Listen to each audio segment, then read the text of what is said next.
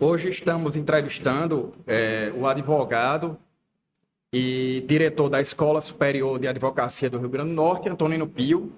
É um advogado com 22 anos de experiência jurídica e ele vai falar um pouco sobre a profissão do direito nos tempos atuais. É um prazer para a gente estar aqui hoje, certo? Aqui na Maurício de Nassau, falando um pouco da advocacia, falando um pouco da Escola Superior de Advocacia também, da nossa OAB Rio Grande do Norte.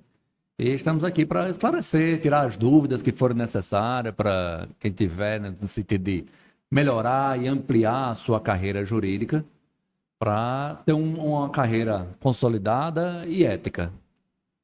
Doutor Antonino, me explique um pouco como é o funcionamento da ESA hoje. Qual é o papel que ela desempenha dentro da OAB?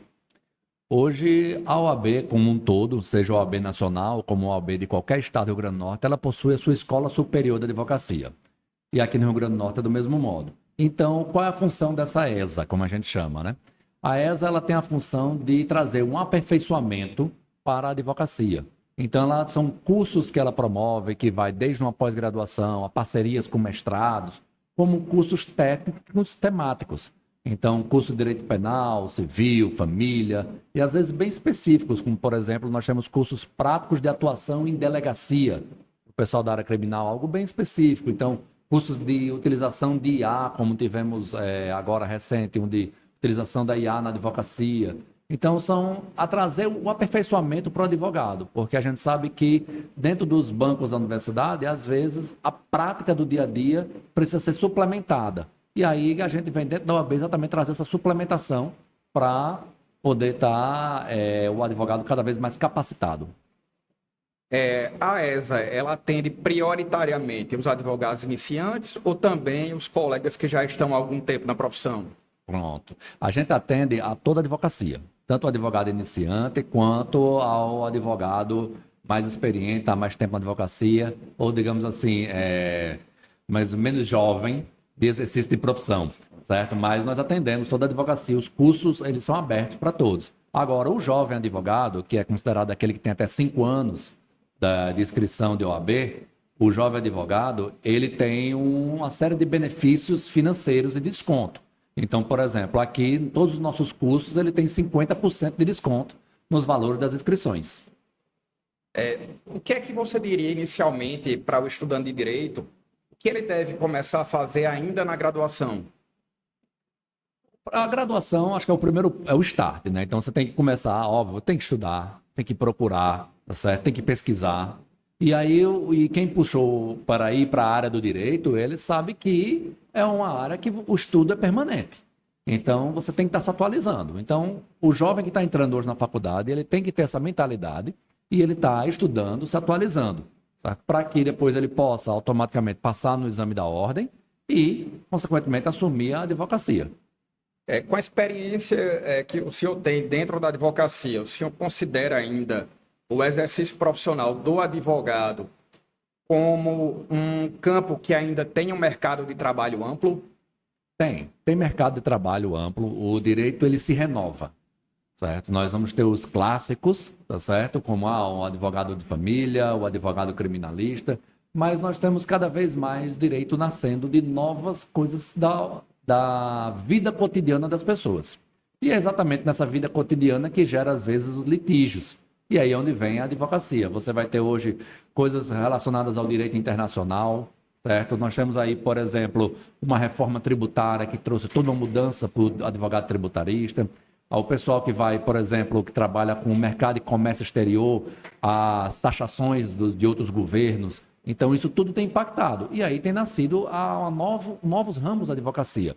Pessoas da advocacia especializadas hoje em dia com automações, certo? Nós temos, em virtude hoje das IAs. Então, são novos ramos. Uma vez eu descobri um ramo que nem eu sabia que tinha. Existe hoje advogado especializado que atua somente dentro da CVM, que é a Comissão de Valores Mobiliários, ou seja, dentro das compras e vendas de ações e do mercado de futuros. Então, você encontra coisas bem específicas. E tem, obviamente, os clássicos que não vai se acabar. O direito penal não vai se acabar, o direito de família não vai se acabar, certo? O direito trabalhista não vai se acabar. Então, são coisas que sempre vai ter novas demandas. Você entende que a advocacia ela está sendo renovada pelos fatos sociais ou a gente pode prescindir do trabalho do advogado? A advocacia está sendo renovada. E quem não procurar se renovar vai ficar para trás. Isso é uma grande verdade. Certo? A advocacia está sendo renovada. Hoje a gente pega pessoas, você vê clássicos exemplos, às vezes, de escritório de advocacia que já existem, que tem o seu nicho de cliente pequeno, formado muitas vezes pelo um advogado há bem mais tempo e etc. E aí vem um filho que se forma em direito. E o filho chega com uma nova visão, uma nova roupagem, uma nova interação com o público, certo? E isso faz com que o escritório dê um boom, tenha um crescimento gigantesco. É exatamente essa renovação. Então, a renovação, ela está acontecendo e quem não se adaptar, quem não entrar nessa renovação, vai ficando para trás. Você pode observar, professor Alexandre, se a gente olhar, vamos dar um nome assim, aqueles advogados que eram chamados de medalhões, certo? Sim. Ah, doutor fulano, aquele é um advogado de 50 anos de carreira, todinho eram medalhões. E hoje em dia você vê a advocacia deles, às vezes, sendo engolida por um advogado com 2, 3, 4 anos. Porque o cara trouxe, esse jovem advogado, uma nova visão, certo? E aí ele consegue crescer rapidamente, certo? Eticamente, bastante. E aquele advogado que ficou atrás do seu birô, sentado na sua cadeira, acabou passando o bonde na frente dele. Onde a ESA pode ajudar esses advogados que eles utilizam a forma mais tradicional da advocacia, que seriam os direitos que a gente já vinha percebendo que tinham bons nichos e agora eles já estão um pouco saturados, por assim dizer. A ESA, ela tem cursos permanentes, certo? Semanalmente, ela realiza cursos. E os cursos vão dos mais variados. E aí, esse advogado que está, digamos assim, ficando um pouco para trás dentro desses avanços, e o principal avanço em cima da advocacia hoje é a tecnologia, é a utilização de os processos judiciais eletrônicos. Nós temos até hoje advogados que não sabem mexer no chamado PJE, que é do processo judicial eletrônico, ou no EJUS, que alguns estados também trabalham com EJUS, ou no Projude, certo? Ou outros sistemas, existe uma variedade de sistemas da justiça. Então, nós temos advogados que não sabem mexer nisso. Isso é o básico, porque se ele não sabe mexer nisso, ele não consegue sequer protocolar uma petição inicial, um recurso, uma contestação. Nós temos advogados que não sabem hoje fazer uma audiência virtual porque não sabem acessar as plataformas de audiência virtual. E aí eu estou dando o básico. Você imagine, quiçá, utilizar ferramentas eletrônicas de calculadoras, ferramentas eletrônicas de inteligência artificial. Então, a ESA traz muitos cursos voltados exatamente para a gestão do escritório de advocacia, utilização de ferramentas eletrônicas, cursos de PJE, cursos práticos dessas ferramentas para que o advogado consiga se qualificar e utilizá-los, porque não dá para ficar sem utilizá-las. Ao seu ver, quais seriam as competências, além do conhecimento jurídico, que são indispensáveis para um advogado atualmente? Eu acho que, além do conhecimento jurídico, a principal competência hoje é ele ter um domínio, pelo menos básico, de tecnologia. Perfeito. Porque, como eu acabei de dizer, a tecnologia vai estar no desenvolvimento do processo. Se ele não souber usar, não digo nem usar IA. Porque tem advogado que faz, eu sei usar, mas eu não quero. Certo? Mas se ele não souber usar a tecnologia de um computador para poder acessar um PJE, acessar um EJUD, acessar um ESAGE, ele vai ter dificuldade. Aí, atualmente, de que maneira essa inteligência artificial está impactando o direito? A inteligência artificial, muitos falam até que ela fez, ela vai acabar com a advocacia. Eu não vejo desse modo, certo? Eu acho que o advogado vai continuar existindo. Talvez fique para trás o que não souber utilizar a inteligência artificial. A inteligência artificial, ela hoje é para ser uma parceira sua, uma parceira do seu escritório. Você vai usar a inteligência artificial para fazer gestão do seu escritório, para fazer templates, por exemplo, para você divulgar em redes sociais. Você vai poder utilizar para fazer controle de prazos, certo? Eu posso utilizar a inteligência artificial para fazer petições? A inteligência artificial, ela precisa de conversa, certo? Você chegar para ela e você disser, faça uma petição inicial de dano moral, vai sair extremamente mal feita. Mas na medida que você começa a conversar com ela, dizendo o caso, narrando acontecimentos, e você começa a discutir, aí onde vai entrar o advogado, a discutir tecnicamente com a inteligência artificial. Na hora que ela consegue, cria uma tese para você lá num processo, E aí você começa a pensar, e se a gente fizer assim? Aí ela, você pode ver, bem lembrado, normalmente ela bota assim, bem lembrado.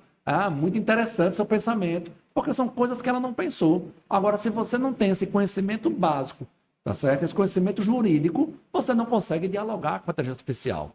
E aí acontece de alguns aceitar aquela primeira resposta da IA e colocam em petições e colocam na justiça. E o que a gente mais vê hoje é condenações na justiça por uso indevido da inteligência artificial. Não é que a justiça seja contra, ela é contra o uso indevido. Inclusive, só fazendo um comentário aqui, ontem estava dentro dos blogs jurídicos um escritório de advocacia aqui do Nordeste, e ele, através de itens ocultos, eram letrinhas pequenas dentro do sistema, e muitas vezes em cores que a gente não visualizava a olho nu. E quando o juiz usava essa peça para analisar, esses pequenos caracteres ocultos, ele acabava trazendo para a decisão judicial que estava sendo prolatada através de prompt, uma intenção diferente que a do magistrado. Inclusive, não sei se o senhor viu, que esses advogados já foram, inclusive, suspensos da OAB pelo uso indevido da tecnologia. Isso. É um absurdo. Isso aí realmente ele induzir, porque ele escreve lá num modo que não seja visível a olho nu, escreve que caso o magistrado coloque essa petição na inteligência artificial e queira analisar favorável a tese de A, de B, de C e dê resultado favorável, aí o magistrado, se não tiver visto isso, acaba sendo induzido pela IA. Ainda bem que esse magistrado estava bem atento e, pelo contrário, percebeu que havia saído. O que é que o advogado pode fazer hoje para usar a inteligência artificial de forma suficientemente ética dentro da carreira? Olha, a inteligência artificial não é proibida, ela pode ser usada. O que a OAB hoje tem pedido é que você avise que está usando a inteligência artificial. Você coloque na sua petição que tal trecho foi produzido por uma inteligência artificial. Eu sei que tem muita gente que não faz isso, tá certo? Do mesmo jeito que a gente sabe que alguns magistrados também utilizam inteligência artificial. Inteligência artificial é muito bom. Imagina que você pega um processo daquele de 2, 3 mil folhas e você manda ela resumir. Ela resume para você, resume a tese do autor, resume a tese do réu. Eu fui fazer, Alexandre, olha só que coisa interessante para a advocacia. Existe uma inteligência artificial que você joga o processo e ela consegue fazer como se fosse não só podcast, mas debate. Então eu saí daqui para uma cidade aqui próxima, chamada Ceramirim, demora mais ou menos uns 40, 50 minutos de carro. Eu peguei antes, joguei a inteligência artificial, o processo, mandei ele utilizar voz de homem para a tese autoral, voz de mulher para a tese do réu, para poder identificar quem é que ele estava defendendo. E fizesse um debate. E eu estava indo para a audiência desse processo. Quando eu cheguei para a audiência desse processo, eu conhecia o processo todo, porque eu botei no som do carro e fui ouvindo, eu conheci o processo todo, conheci as teses, conheci os pontos de debate, porque eu usei a IA a favor, certo? Então, você veja como você pode usar a favor, agora não para substituir advogado. Escrever, faça uma petição inicial, você faz Ctrl+C, Ctrl+V e coloca ela no PJE depois, aí não dá para substituir. Agora vamos falar um pouco da sua carreira profissional. Qual foi o maior desafio que você já enfrentou enquanto advogado? Olha, a advocacia é um desafio todo dia, né? A gente mata um leão todo dia. Não é fácil, certo? Você encontra... Eu tenho um caso que até hoje me marcou muito, porque era um caso que mexeu comigo no sentido do que era feito com esse trabalhador. Era uma pessoa que trabalhava no ramo da hotelaria e havia sido demitido tinha contraído HIV. E aí, quando a empresa soube, demitiu ele. E nós entramos com ação de discriminatória, etc. Foi bem complexo esse processo. Foi vários recursos e tudo, e ganhamos, certo? Até porque fazer prova era extremamente difícil. Então, esse é um caso que me marcou bastante, mas todo dia é a dificuldade do dia, né? Você amanhece com uma sentença favorável ou desfavorável, e você tem que... O magistrado que deu uma sentença que foi desfavorável à sua tese, com certeza foi uma sentença fundamentada, e você tem que desconstituir isso e demonstrar e convencer um tribunal, desembargadores ou ministros, que aquela tese, que foi feita por uma pessoa que tem uma formação boa, está equivocada. E aí, então, esse é o leão do dia, né? Aí eu vou entrar numa seara agora um pouco pantanosa. que é a seara da publicização da advocacia dentro das redes sociais. Como a gente pode empreender hoje na advocacia sem ultrapassar os limites éticos? Importantíssima a sua pergunta, Alexandre. Veja só, o que nós temos hoje? O Conselho Federal da OAB, ele regulamentou, certo? Existe um provimento do Conselho Federal da OAB que regulamenta o que pode e o que não pode. E aí, dentro das regulamentações, eu vou dar exemplos que não pode, e a gente vê na rede social, exemplo, é abuso de ostentação, Sim. certo? Advogado mostrando às vezes, como a gente já viu em redes sociais, andando no carrão, filmando o carrão e filmando maços de dinheiro, certo? Andando de helicóptero e mostrando como se aquilo ali fosse o abuso da ostentação dele. Carrões, mansões, helicópteros, jatinhos. A OAB não permite. E aí vem a ideia da sua promoção ou como você vai fazer nas suas redes sociais. Você não pode divulgar resultados de processo. Eu não posso, olha, meu escritório de advocacia consegue essa vitória. Eu não posso fazer isso. Mas eu posso, tá certo, me tornar uma autoridade no assunto. Eu vou estar ali divulgando, certo, falando sobre uma temática específica. Vou estar falando, por exemplo, como eu falei agora, discriminação do trabalhador. Então eu gravo um vídeo, eu falo algo, eu faço uma postagem sobre aquilo. Você sabia que isso não pode, a lei tal. Então isso é um meio de você fazer. Então você pode usar redes sociais com templates, com informações jurídicas, certo? Para que as pessoas saibam e você se torne autoridade naquele assunto. E aí, na hora que você se torna autoridade, automaticamente clientes vão lhe procurar. A jovem advocacia, ela tem sido trabalhada nesse sentido para que haja uma compreensão global sobre os limites éticos da profissão? Sim, são cursos que a gente faz. A gente faz curso hoje sobre publicidade e marketing da advocacia, tá certo? E aí, dentro do curso, obviamente, é mostrado o que pode e o que não pode ser feito. Então, é bastante comum esses cursos a gente faz. Comunicação, como advogado se comunicar nas redes sociais, tá certo? Então, a gente faz bastante cursos com relação a isso, para que a jovem advocacia conheça, tá certo? E a jovem advocacia, muitas vezes, quem tem um conhecimento da tecnologia mais rápido, mais fácil, certo? Ela tem encontrado barreiras e os seus limites. E a OAB, ela é bastante atuante. Inclusive, aqui no Rio Grande do Norte foi criado agora o chamado Observatório relacionado a essa questão de marketing e publicidade, onde a própria OAB está verificando as redes sociais, tá certo, dos advogados, e ela vai vendo os excessos, os abusos, e ela está abrindo processos éticos disciplinares no Tribunal de Ética da OAB, para que aquele advogado responda dentro do nosso Código de Ética.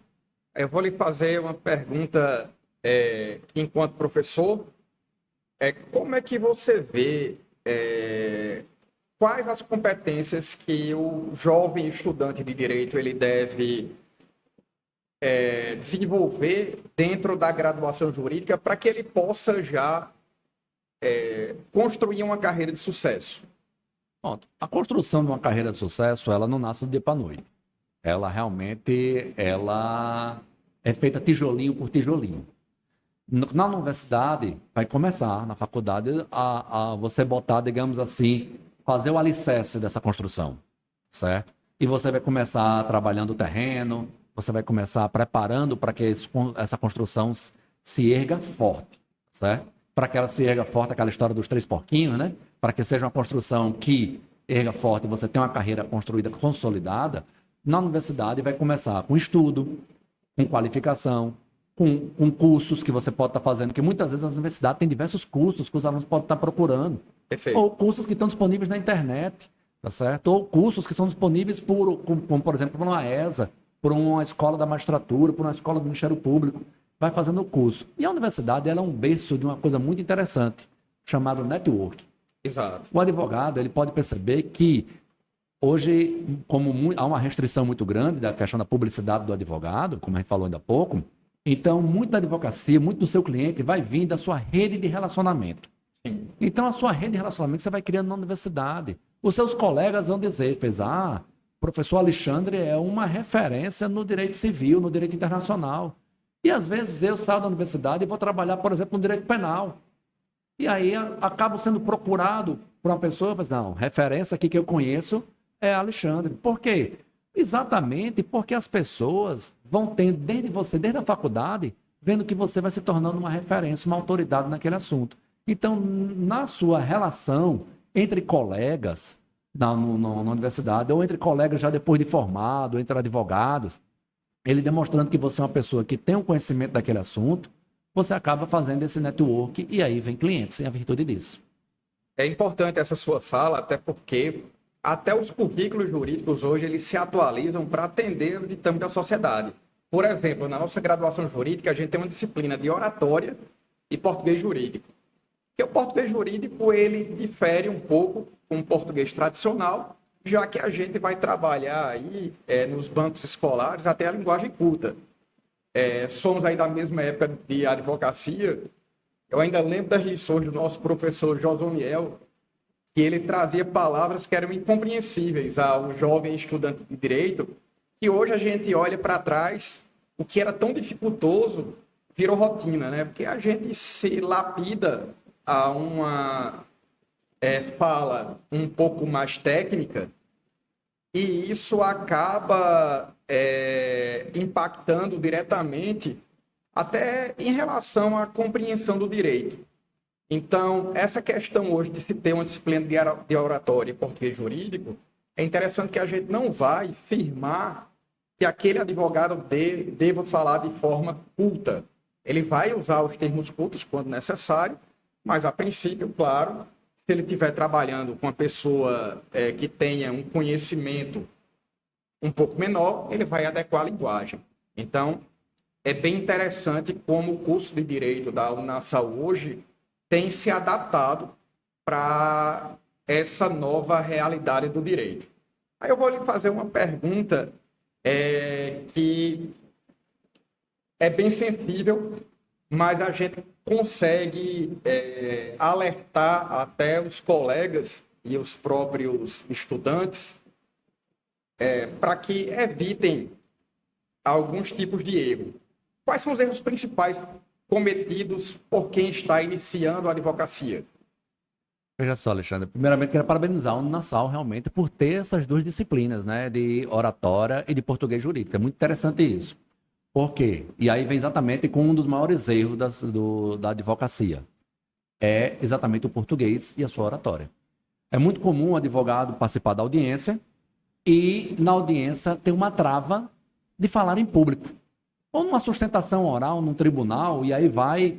eu já sustentei até no Supremo, no CNJ, e realmente quando você está de frente para os ministros, é diferente de quando você está nas instâncias inferiores, num tribunal, coisa assim, realmente você sente um pouco, treme na base.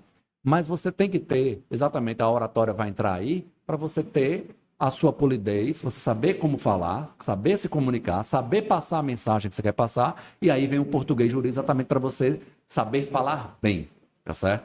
E aí o maior erro da advocacia hoje, a falta de leitura, e a falta de leitura ela traz a você a falta de vocabulário. E aí são petições mal escritas, petições com erros de português grosseiros.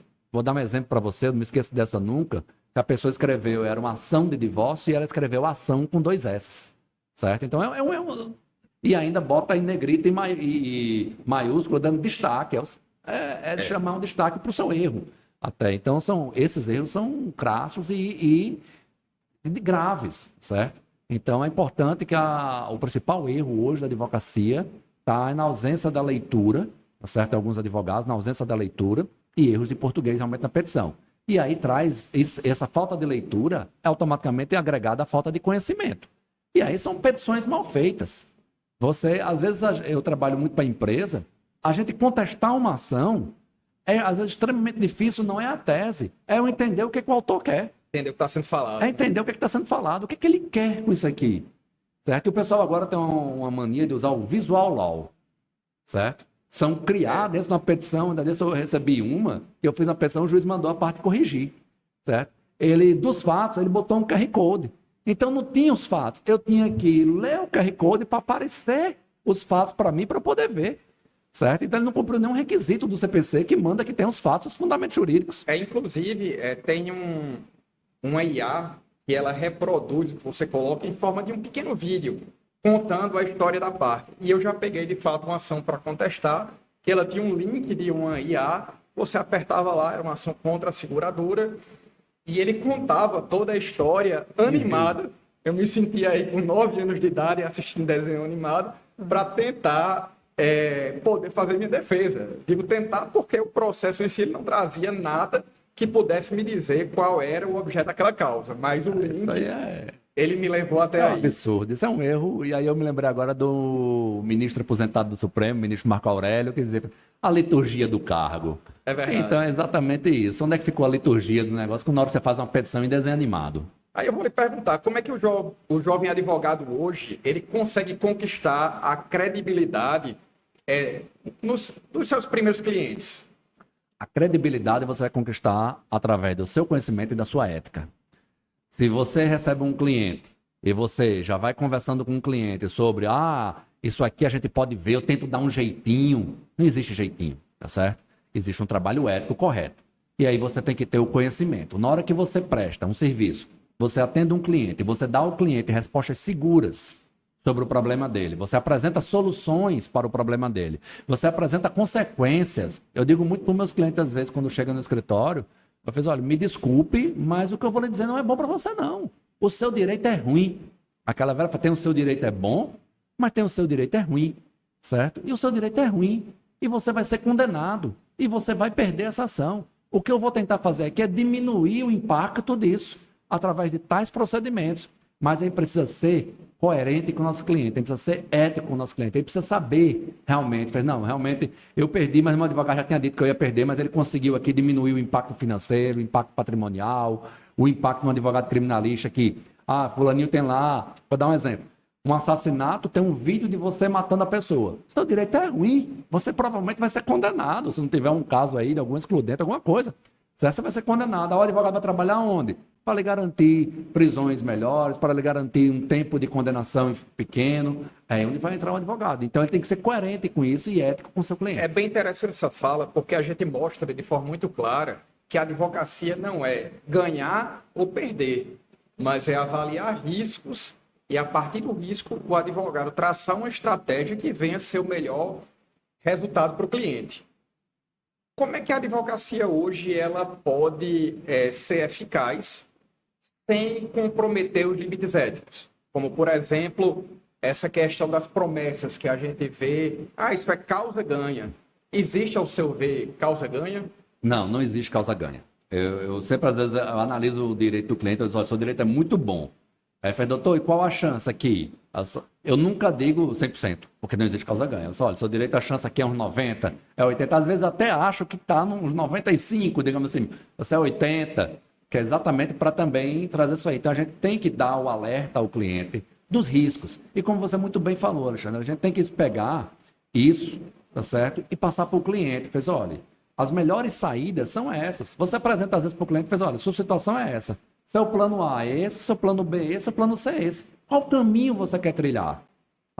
Eu aconselho esse. Aí o cliente diz, não, mas eu quero às vezes, vamos lá, no criminal, eu vou confessar, eu aconselho você confessar. O cliente, mas eu não vou confessar. Ok, então você vai ter consequências. E a gente tem que mostrar para o cliente exatamente isso. Tudo é aquela questão de causa e consequência.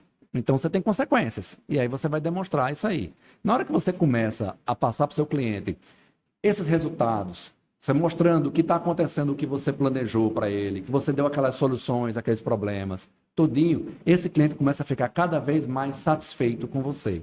E é a satisfação dele que vai fazer com que ele lhe indique para outra pessoa. Porque o seu cliente, tem uma poesia de Mário Quintana que fala, né, sobre a amizade. E aí ele fala que o amigo do seu amigo, um amigo tem. E é exatamente. Então, é esse cliente que você atendeu bem, que resolveu o problema dele, que às vezes pode parecer um problema simples, mas para ele é o problema daquele momento, tá certo? E você solucionou. Ele é quem vai depois chegar para outra pessoa. Fala, rapaz, eu tive um problema assim, meu advogado fez. Ou senão, outra pessoa chega para ele numa mesa de um restaurante, numa mesa de bar, numa conversa informal, certo? Vai dizer, rapaz, estou com um problema desse jeito, não sei o que fazer. Fez, procura o doutor fulano, eu tive parecido, ele resolveu. É o melhor ele é o seu marketing, boca a boca. Ele é o seu boca a boca, ele é a sua indicação. E é sobre isso a advocacia, né? O boca a boca hoje faz a diferença porque se tem a concretude de resultados, não só aquele falatório do que muitas vezes era para ter sido e não foi. Não, e isso é o importante. Na hora que você passa a ter um comportamento desse, Alexandre, ético, correto, mostrando autoridade. Até para você, quando vai despachar com o juiz, com o desembargador, com o ministro, você é recebido diferente.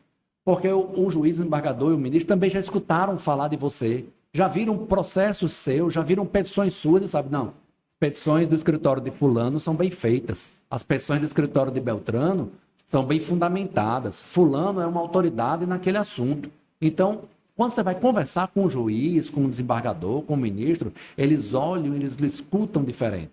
Então é importante você também transmitir isso para a sociedade, porque dentro dessa sociedade vai estar o juiz, o promotor, o delegado. Aí eu vou lhe fazer uma pergunta para a gente já caminhando aqui para o final do nosso podcast. É como a ESA pode se aproximar dos estudantes de direito?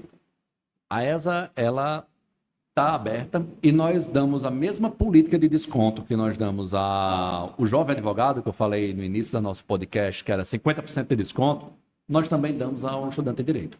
O estudante de direito ele tem 50% de desconto em todos os cursos que é feito pela ESA. Então ele já começa com a política de incentivo. O outro ponto, nós da ESA fizemos aqui na Uninasal, e agradeço a Uninasal exatamente por ter aberto essa porta, de receber a ESA. Nós, na ESA, visitamos todos os coordenadores de curso de todos os cursos de direito aqui do Estado. Conversamos, abrimos as portas, pedimos a eles, por favor, vejam com seus alunos, principalmente os que estão já em final de curso, 8º, 9º, 10º período, o que eles precisam, o que a gente pode servir de apoio. E recebemos de professores, de coordenadores de curso, indicação de cursos que para serem feitos, indicação de professores para que a gente pudesse ministrar aquele curso. Então, a gente está sempre hoje dentro da universidade. Já tivemos aqui, inclusive, fomos muito bem recebidos, fomos em várias salas e a aceitação sempre é muito boa. Então, a gente tem aproximado a ESA das universidades e aberto a porta também da ESA lá na OAB para as universidades e para os estudantes de direito. E é muito interessante que o jovem advogado e até o estudante de direito, ele se afeiçoou inicialmente à OAB, porque a OAB necessariamente também é a nossa casa, enquanto advogados. E a OAB, ela não promove só essa questão da formação, mas ela também promove muitos debates interessantes nas próprias comissões, onde a gente pode até, enquanto advogado, e os estudantes de direito também podem apresentar proposições nas reuniões, né, para que algumas coisas possam ser até melhoradas dentro da formação dos estudantes que procuram a OAB. Com certeza, a OAB tem diversas comissões temáticas, certo? Comissão de Direito Penal, Comissão de Direito de Família, e aí a pessoa vai ingressando nessas comissões, tá certo? E vai participando dos debates, vai participando, fazendo proposições e vai ingressando dentro dos quadros da OAB. Nesse ponto, a OAB sempre ela teve de porta aberta para a advocacia, para a jovem advocacia, para o estudante de direito e assim continua. Vou fazer aqui só a última pergunta para a gente encerrar o nosso podcast. Qual seria o conselho, enquanto diretor da ESA, que o senhor daria para os estudantes que estão prestes a concluir o curso de Direito? A concorrer para o curso de Direito ainda é que eles vão enfrentar uma missão difícil, certo? Não é fácil. Não é fácil você fazer a faculdade de Direito, é muita coisa para estudar, é muita matéria, é muito livro, é muita doutrina, é muita lei que muda todo dia, tá certo? É jurisprudência, mas estudem. É gratificante, é muito bom quando você resolve um processo, você liga para o cliente dizendo, ganhamos, está resolvido o seu problema, isso aqui está resolvido. É muito gratificante o resultado, certo? Então, mas o resultado só vem com estudo. Então, a dica que a gente deixa, certo, desde o início, desde o primeiro dia do curso de Direito. Não importa, eu não quero ser advogado, eu quero ser magistrado, eu quero ser promotor, eu quero ser delegado. Esse tipo de concurso, magistrado, promotor, delegado, auditor, procurador, só passa estudando. Não existe mais papai botou, eu tive agora a nomeação e entrei ali. Só passa estudando. Não há vitória sem luta, né? Não há vitória sem luta. E uma advocacia hoje bem-sucedida, ela passa também por um bom estudo. A coordenação do curso de Direito agradece sua participação, doutor Antonino.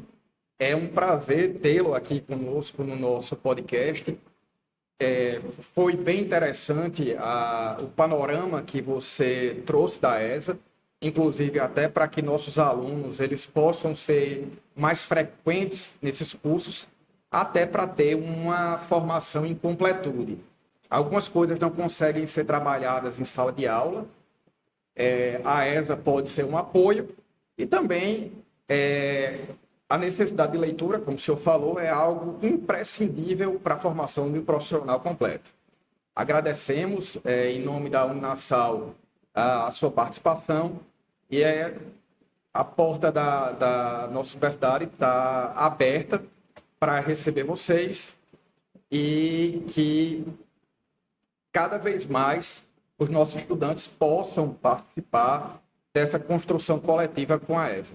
Muito obrigado. Eu que agradeço a oportunidade, agradeço o convite, agradeço à Uninasal, ao curso de Direito, ao coordenador, o professor Alexandre, pelo convite, da gente poder aqui falar um pouco sobre a advocacia, sobre a carreira, sobre a ESA, sobre a OAB, para que as pessoas possam cada vez mais estar mais integradas, certo? E falamos no início sobre network, um bom canto de fazer network são nos cursos da ESA. Você vai conhecendo várias pessoas que às vezes nem são do ramo jurídico, mas vêm fazer curso porque a temática é tão interessante para a profissão delas que vem. Então é um bom canto de network, um bom canto de aprendizado e de conhecimento. Venha para o curso da ESA também complementar os seus estudos. Agora,